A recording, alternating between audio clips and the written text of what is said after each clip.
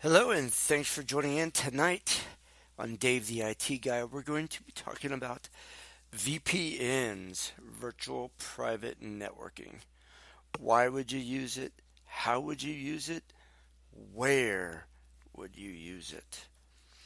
Before we get too far into this, I want to state that this episode is all about the small business owner or the at home user, somebody who's not very technically inclined, possibly, um, but someone who uses their device. If you've got a smartphone and you're out there using it, you've got a tablet, you've got a laptop, maybe you travel for work, maybe you just go to the local coffee shop and you want to check your bank account or look at your 401k and all the other great things that you want to do throughout the day on your devices.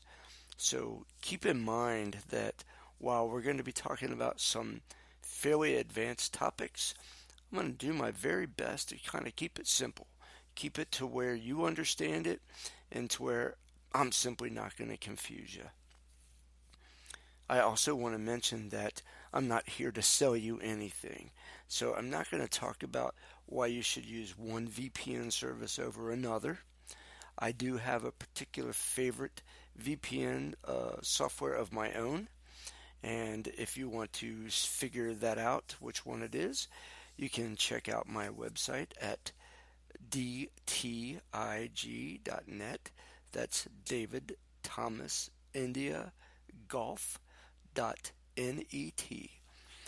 I'm sure once you get there, you'll be able to very easily find what particular software I like over another, but I'll leave that up to you to seek it out. Now, while we're talking about that, let me also say that there are differences between paid VPNs and free VPNs. So you are able to go out and Google search and find your own VPN software. There are plenty of free ones. They are free for a reason. That reason could be many. It could be that they're actually scamming you and tricking you into using their software so that they can capture all of your information and steal it. It's also free because in many cases the connection is very slow. So therefore it's almost unusable in some cases or if many people are using it at the same time. If you want to look at the paid versions, you can generally get a very good to excellent VPN software for about $3.50 to $6 per month. The software I happen to use averages right about $3.50 per month, and it is always rated in the top one or two when it comes to VPN services in the entire world. Now, let's talk for a minute about why you would use a VPN and what they do. So, in a nutshell, a virtual private network happens when you take your existing device, whether it's a tablet like an iPad or something, or your cell phone or your laptop, and you activate the software, the VPN software. It'll connect from you to the service provider that you're buying or the free service provider that you're using, and it will encrypt your data. And by doing so, it allows you to hide your transmission. It basically makes that data unreadable. So if somebody was trying to monitor what you're doing, and we'll talk about a little bit about how that happens, all they're going to get is a bunch of garbage. Now, could they decrypt that information? A very good hacker could do that, but in some cases, and again, depending on whether you are using a free VPN or one of the other services, it could take anywhere from 2 months to 20 years to decrypt that information. So you've connected your device And now you've got your data all wrapped up in this nice little wrapper. And let's look at it like a bubble gum, piece of bubble gum. You buy your package of bubble gum at the store, 5 sticks, and it comes in an outside wrapper. And you peel that open and you pull out 1 stick of gum. It has a wrapper. You open that up and there's your bubble gum. So let's look at it like that. Your data, so you're using your cell phone and you open up your favorite banking app and you want to see how much money you have left in the bank today. The data, when you click on your app, goes from your cell phone out to your bank's website. That's the bubble gum. It's out there for everybody to see. It's unprotected. Anybody can take a bite. So when you first turn on your VPN service, that puts that aluminum foil wrapper back on it. That allows that bubblegum to be protected from outside eyes. Nobody's going to be able to just take a quick bite and see what it tastes like. Some services, including the service that I happen to like, will double wrap your data. So therefore, they take and encrypt that piece of bubblegum, and then they take a second wrapper, like the outside package when you first bought your gum, and they wrap it again.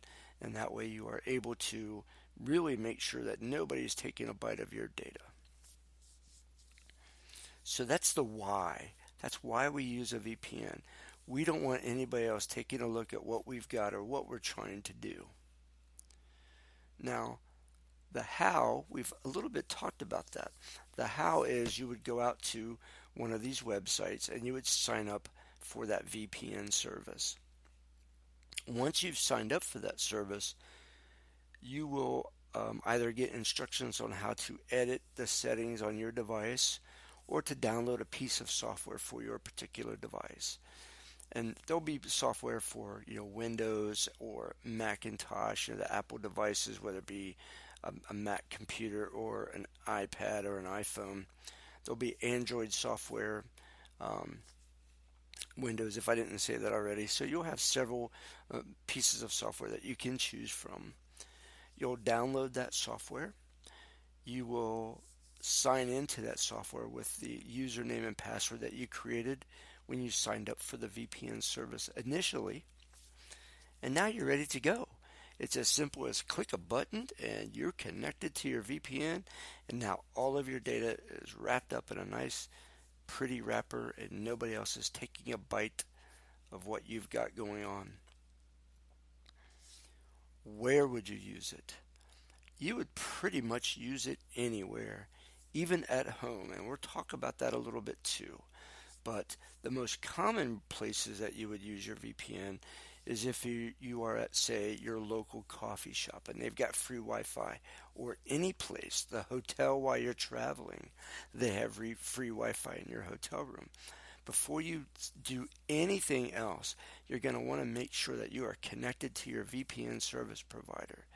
And that way, if somebody else is also using that free Wi-Fi, and they are somebody who is experienced like myself, I have software that I could sit with my laptop or even my cell phone and connect to the free Wi-Fi at a coffee place.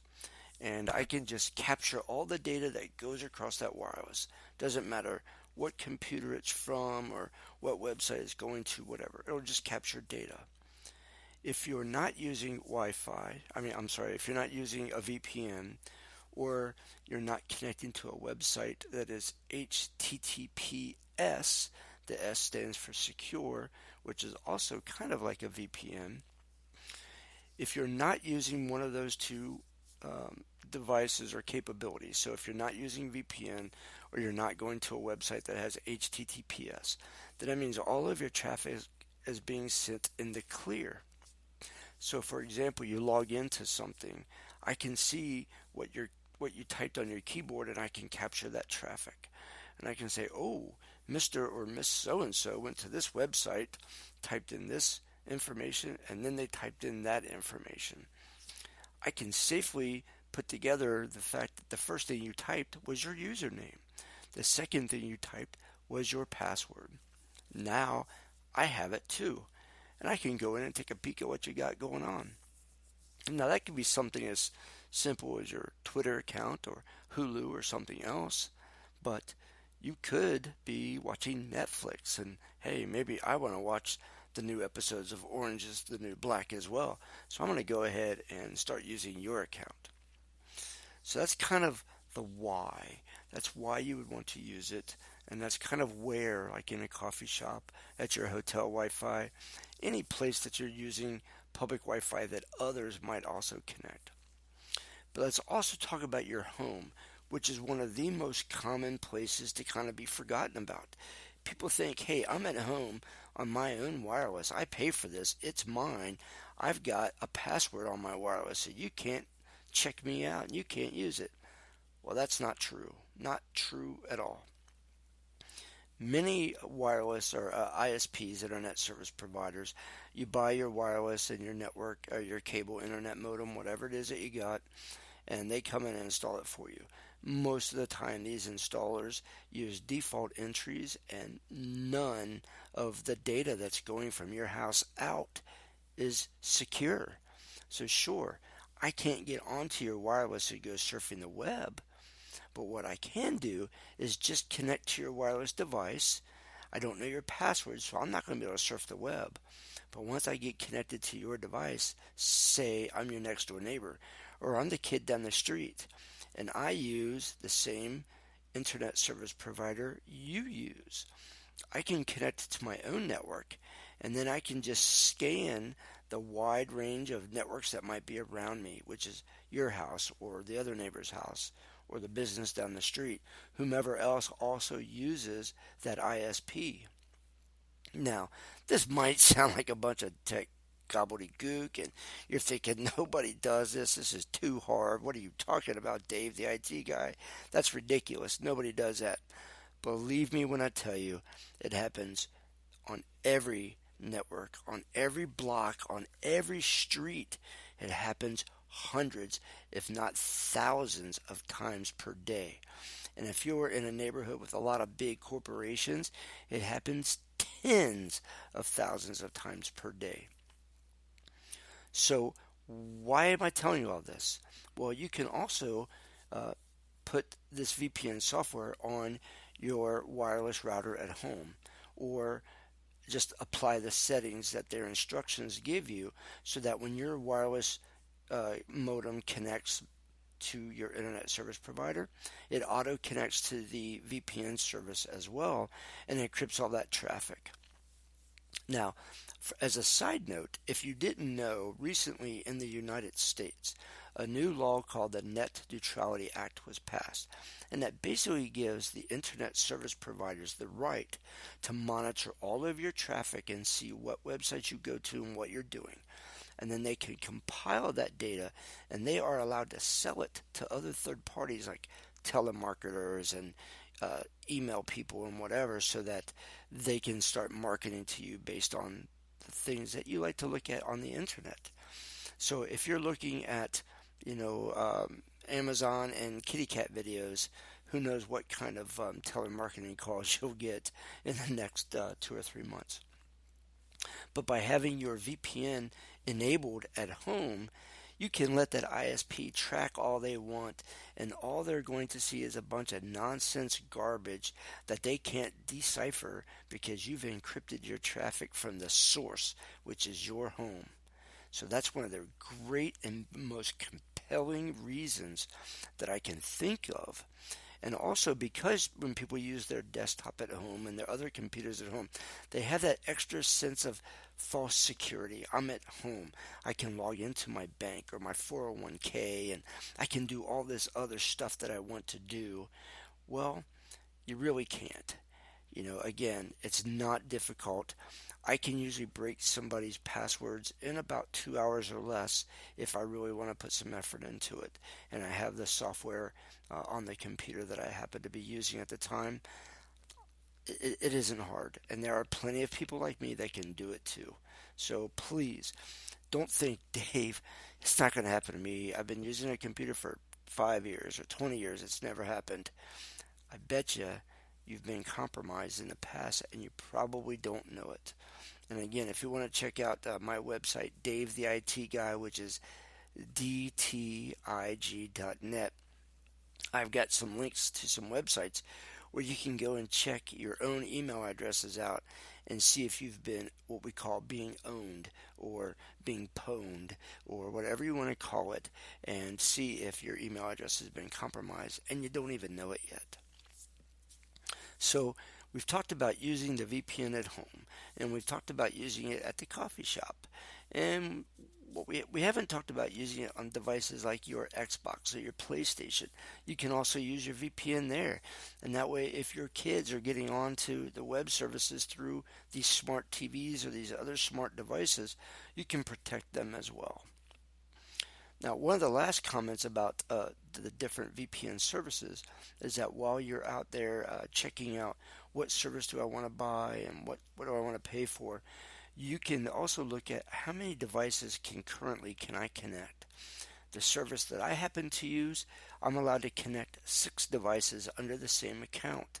So for that same $3.50 per month, I can connect my cell phone, my laptop, my wife's cell phone, my child's tablet, my Xbox 360, my wireless from home. I can connect all those devices using the exact same account. That way I don't have to pay anything else, but I can have all those devices protected at any given time. So a very good and useful part of when you're looking at and comparing these different services that you'll want to do. So keep that in mind as you are going out and shopping for VPN services. Now, one of the last things that I really want to bring up about VPNs is the different laws in the U.S. versus different countries and who can do what to whom. One of the reasons that people like to use the VPN is privacy. They like their privacy. But many companies, especially in the United States, still do what's called logging at the source, and the source is them. So for example, I open up my VPN software, I connect to them, and then I go out and surf on the web, or I log into my bank account or whatever. So the them is the people that do the VPN service that I'm buying it from. Well, they still can keep logs on their side of what you've been doing, so that in the end, if a U.S. Law enforcement agency decides they want to subpoena you or them about you, then they have to respond to those subpoenas. And you never know. I mean, most of us don't do anything wrong, but some of us, you just don't know. And a lot of us just want to keep our privacy from snooping eyes, and we think they don't deserve to look at everything we're doing, so we want to keep it private. There are other countries like Panama, for instance, that has very severe and very strict privacy laws. There are absolutely no logs being kept of anything that you do if you're using a service through them, which coincidentally, the company that I like to use for my VPN is based in Panama. So, silly that, huh? You also have other countries, Switzerland and others that have privacy laws. So, you want to definitely check into that and compare the VPN organizations that you might be considering buying your service from. So, we've talked a little bit about the who, the who is you, the who is everybody. Why would you not use a VPN? That's the question. It's not why would you, it's how come you're not using one right now. We've talked about the why, and we've talked about a lot of different reasons about why, but mainly your account security, your own sensitivity to your own privacy. That is a great reason of the why. And then the where is pretty much everywhere. Use it at home, use it on public networks. The where is pretty obvious anymore. So the who, the what, the why. Now, if you're not very technically challenged, let me just tell you, this is not difficult. Don't be afraid of, oh my gosh, it's new, or I don't know what to do.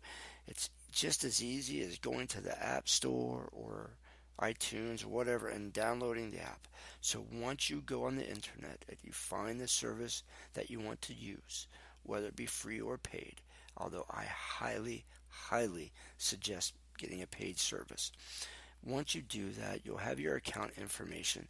There'll either be a link right there that you can download all the stuff that you need, or it'll tell you, okay, go to the Play Store or the iTunes Store and search for this app and download it. And then once you download it, you tap the button, type in your login information, and boom, you're done. I mean, I can sign up for the service that I like. I can walk you through signing it up, downloading it, and using it within a 5-minute window. And $3.50 a month and 5 minutes of effort versus being hacked and having all of your information compromised, or having your picture stolen from your phone, or having somebody cloning your phone and using your information for something nefarious. $3.50 in 5 minutes is well worth it. Believe me. I probably don't have to say it enough to you, but just in case, let me say it anyway. It is well worth it. All right. So that's about all I've got for you for VPNs, virtual private networking. If you have any questions, feel free to hit me up on Facebook at Dave the IT Guy. You can search me and find me there. You can go to Twitter at DTIGCincy, CINCY. And of course, my website, dtig.net, Dave the IT Guy. You can Google me, search for me on Twitter, send me an email, whatever you'd like to do, Dave at dtig.net, and I'll answer your questions as quickly and as effectively as I can. Now, I don't do any private consulting anymore outside of what I normally do for a living. I am employed. I am the security administrator for a hospital system, so I don't go out around the country and do the things I used to do, but I know a lot of people all over the United States. So if you need help, maybe I can help you remotely for a fee, or maybe I can suggest a great person that's closer to your area if you need somebody to come on site. I don't charge any fees for referrals. I just want to try to help you out. If I'm doing the work, of course, I'm going to charge you a little bit there too. But hey, we all don't work for free. So thanks for checking me out. Stay tuned for more. Normally, you can catch me on Wednesday nights live at 6 p.m. in the Eastern Time. So you can hit me up on my chat screen there from the website. And ask me questions. I'll do what I can to answer in real time. I'll talk about different things over the next several weeks and months, and we'll see how this goes. You can also check me out on the iHeartMedia app. Coming soon, Dave the IT Guy will be there, but I'm also heard on 38 radio stations in 38 different states in the United States, based out of Cincinnati on 700 WLWAM radio, the largest AM station in the United States. So check me out there too. All right, that's all I got. That's going to end it for tonight. Thank you for listening. I hope that I've offered you some information and insight that you didn't already know. And we'll be looking for you on Wednesday, or we'll be looking for you again soon. Thanks. I am Dave the IT Guy, and good night.